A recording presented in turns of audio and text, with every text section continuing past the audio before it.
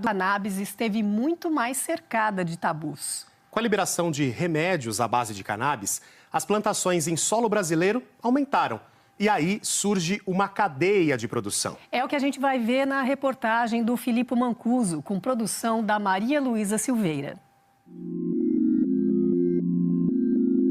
Poucas plantas no mundo carregam tantas funções. Isso aqui é uma planta medicinal. Ela também produz papel, ela substitui o eucalipto, tem propriedades para a produção de fibra, para a produção de combustível. Você tem mais de 1.800 produtos que essa planta faz. E na mesma medida, tantas polêmicas. A partir do momento que o meu remédio passou a ser esse, um muro de preconceito subiu à minha frente. Eu perdi os meus amigos, eu perdi o contato com a minha família.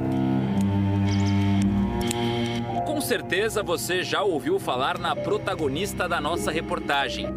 Seu nome científico, Cannabis sativa, mais conhecida como maconha.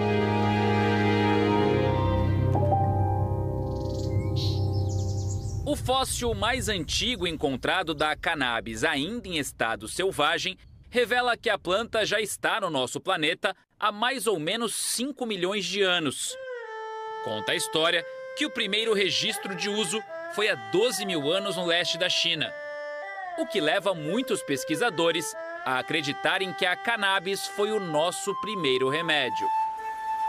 O princípio ativo é extraído da inflorescência, esse conjunto de pequenas flores que cobrem geralmente o topo da planta.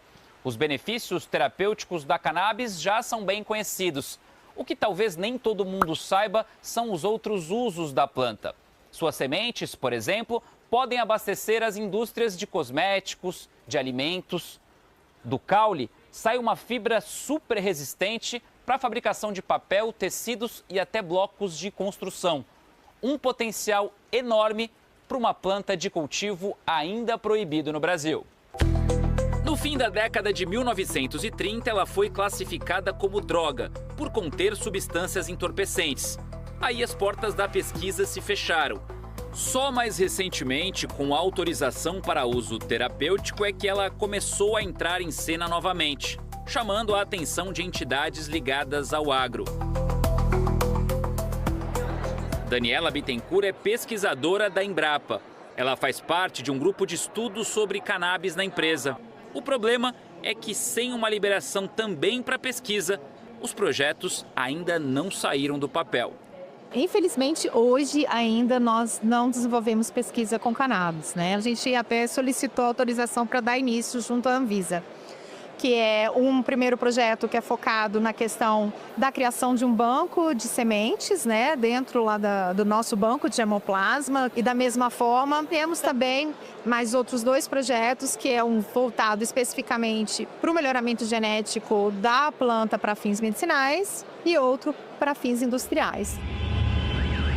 Em 2015, a Anvisa autorizou a venda da cannabis com prescrição médica. Só que, como o cultivo no país ainda não é regularizado, os remédios precisam vir de fora. Plantar em solo brasileiro só com autorização da Justiça. Hoje, cerca de 40 associações têm permissão para cultivar a planta. Uma ajuda e tanto para pacientes que tinham dificuldade para comprar a medicação importada. O CB2, eu sei que ele está mais... Pedro Pierro é neurocirurgião e prescreve os remédios à base de cannabis. Eu não era um entusiasta da planta, eu não estava querendo que ela fosse remédio. Eu não estava difícil de acreditar naquilo. Não fazia sentido como algo tão antigo, que funciona tão bem, como isso me foi negligenciado o tempo inteiro, como é que eu nunca tinha ouvido falar disso? E para convencer as pessoas, né? Para você olhar assim para um pai e falar, olha, seu filho tem indicação de uma neurocirurgia para epilepsia, porém, nós temos ferramentas terapêuticas que podem ser utilizadas que são menos invasivas, como, por exemplo, canabinoides medicinais. Aí a pergunta, né? Cannabis da maconha? Doutor, abre a cabeça do meu filho, mas não dê maconha para ele.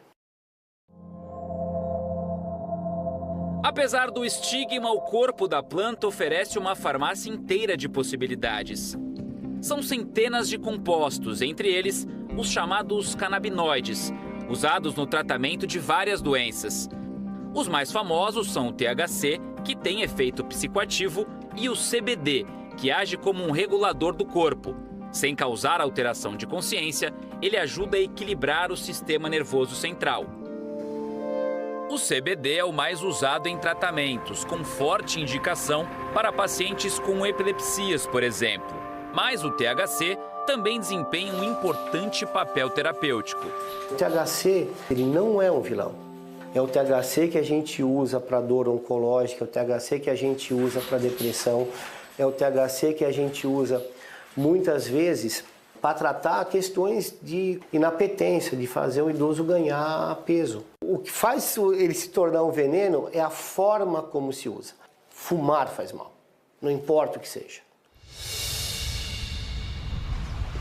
A alguns quilômetros do Açude Velho, um dos principais cartões postais de Campina Grande, na Paraíba, fica a sede de uma das pioneiras no cultivo de cannabis medicinal no país, a Abrace.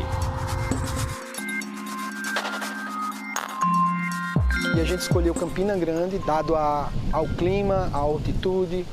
A associação, fundada por Cassiano Gomes há mais de 10 anos, funcionou durante muito tempo resguardada por liminares.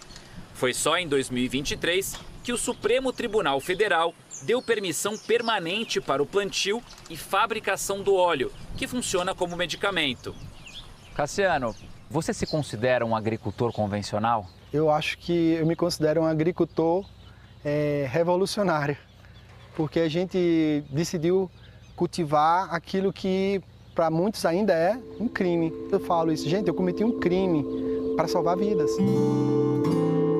A vida da própria mãe, que tinha deixado de comer e não levantava mais da cama.